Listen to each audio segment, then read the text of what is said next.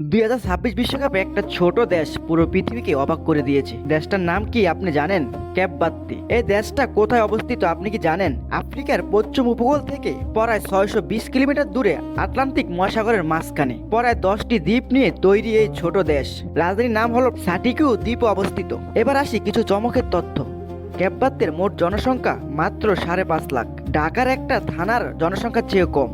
অথচ এই ছোট দেশটা বিশ্বকাপে খেলছে। আর অবাক করা তথ্য হলো ক্যাপ ভার্দের যত মানুষ আছে তার চেয়েও বেশি মানুষ বিদেশে থাকে। ইউরোপ, আমেরিকা সহ বিশ্বের নানা দেশে ক্যাপ ভার্দের মানুষ ছড়িয়ে আছে।